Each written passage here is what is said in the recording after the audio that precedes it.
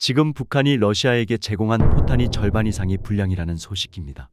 북한이 러시아에 제공한 포탄의 절반 이상이 불량이라고 우크라이나 국방부 고위 관계자가 밝힌 것으로 자유아시아 방송이 27일 보도했다. 우크라이나 국방정보국 바딤 스키비츠키 부국장은 지난 23일 현지 매체 인테르팍스 우크라이나와 인터뷰에서 러시아가 부족한 무기 생산 문제를 해결하기 위해 북한의 도움을 받았지만 원하는 결과를 얻지 못하고 있다고 밝혔다. 스키비츠키 부국장은 통계 자료를 보면 러시아는 이미 북한으로부터 150만 발의 탄약을 수입했다고 밝히고 7, 80년대 만들어진 것들로 절반 이상이 작동하지 않거나 사용 전 복원이나 검사가 필요한 상태라고 말했다. 북한은 러시아에 오래된 군수품을 제공하는 대가로 미사일과 잠수함에 필요한 기술을 요구했다고 스키비츠키 부국장은 전했다.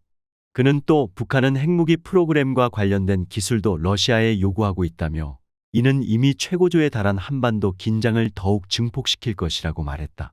러시아에 공급되는 북한산 포탄의 품질 문제는 이미 여러 차례 논란이 됐다. 우크라이나 합동참모본부는 지난 12월 러시아가 북한으로부터 받은 탄약의 상태가 만족스럽지 못하기 때문에 러시아군의 대포와 박격포가 터지는 경우가 발생하고 있다고 전한 바 있다. 신원식 한국 국방부 장관은 26일 기자간담회에서 북한이 포탄 등 무기 수백만 발을 러시아에 넘기고 식량과 생필품 등을 들여오고 있다고 밝혔다. 이어 전문가들은 북한 포탄 불량 예상했다. 북한이 러시아군에 제공한 포탄의 절반 이상이 불량이라는 우크라이나 측의 주장을 놓고 전문가 사이에서 엇갈린 분석이 나오고 있다. 일각에선 충분히 예상했던 수준이란 평가가 나오는 반면 북한의 무기 수준을 너무 깎아내려선 곤란하다는 경고도 나온다. 바딤 스키비츠키 우크라이나 국방정보국 부국장은 최근 현지 매체와 인터뷰에서 러시아가 부족한 무기 생산 문제를 해결하기 위해 북한의 도움을 받았지만 원하는 결과를 얻지 못하고 있다며 이 탄약들은 1970, 80년대 만들어진 것들로 절반 이상이 작동하지 않거나 사용 전 복원이나 검사가 필요한 상태라고 주장했다. 스키비츠키 부국장에 따르면 통계상 러시아가 북한으로부터 수입한 탄약은 약 150만 발 수준이다. 북한이 러시아에 보낸 포탄의 품질에 대한 지적은 이미 여러 차례 나왔다. 지난해 12월 우크라이나 합동참모본부는 북한으로부터 받은 탄약의 상태가 만족스럽지 못해 러시아군 대포와 박격포가 터지는 경우가 발생한다고 거론했다. 우크라이나 군사 전문 매체인 인디펜스 엑스프레스는 러시아군이 사용 중인 북한산 NDT-3 152mm 포탄 5발을 해체한 사진을 공개하면서 전선 등 부품이 누락됐고 충전된 화약의 색상도 들쭉날쭉해 연소 강도가 일정치 않을 것으로 추정된다고 전했다. 상당수 전문가들은 이런 우크라이나 측 정보 분석을 신뢰하는 분위기다. 익명을 원한 한 국책연구기관 연구위원은 북한이 선입선출 방식으로 기존 재고 자산을 먼저 러시아에 보냈다면 포탄의 불량률이 예상보다 높을 수 있다며 일반적으로 포탄은 저장 기간이 길어질수록 품질이 떨어진다고 말했다. 북한이 군수공장의 가동률을 급속히 끌어올리면서 나타난 현상일 수 있다는 분석도 있다. 군 소식통은 수출량을 맞추기 위해 중앙에서 할당된 물량을 맞추기 위해 각 군수공장이 생산량을 무리하게 늘리는 과정에서 품질의 문제가 발생했을 가능성이 크다고 말했다.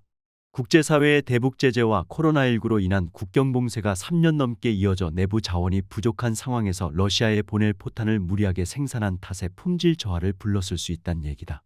이와 관련 신원식 국방장관은 지난 26일 기자간담회에서 북한이 러시아의 포탄 요구 수준을 맞추기 위해 군수 공장을 전력 가동하고 있는 것으로도 파악됐다며 북한 내 열악한 원자재나 전기량 등을 고려할 때 전체 군수 공장 가동률은 30% 선인데도 무기 포탄 공장들은 풀가동 중이라고 밝혔다.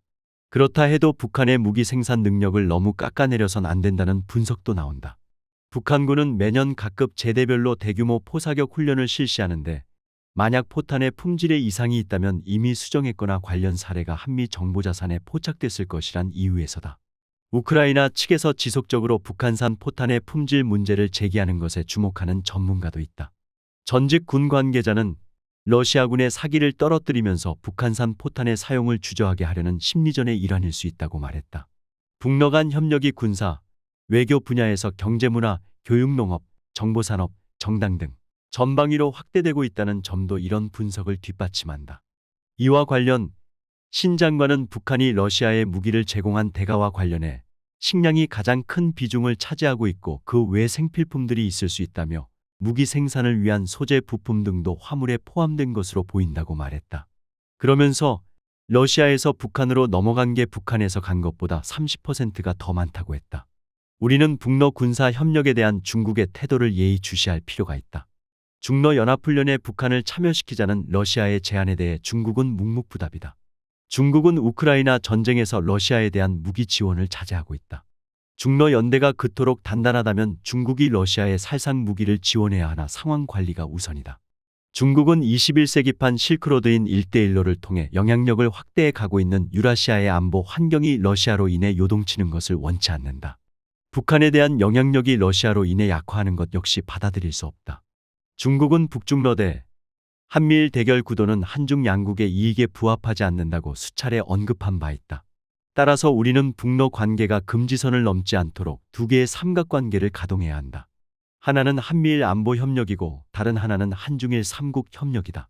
한미일은 러시아가 북한에 결정적 기술을 제공할 경우 어떤 행동을 취할 것인지를 러시아가 예측할 수 있도록 해야 한다.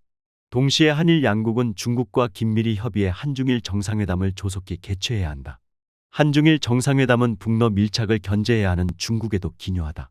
북러 군사 협력이 선을 넘을 경우 한미일 안보 협력이 예상 범위를 벗어날 수 있다는 점을 보여주고 한중일 정상회담을 통해 중국이 북중러 삼각관계로부터 빠져나오도록 해야 북한과 러시아의 위험한 거래를 막을 수 있다.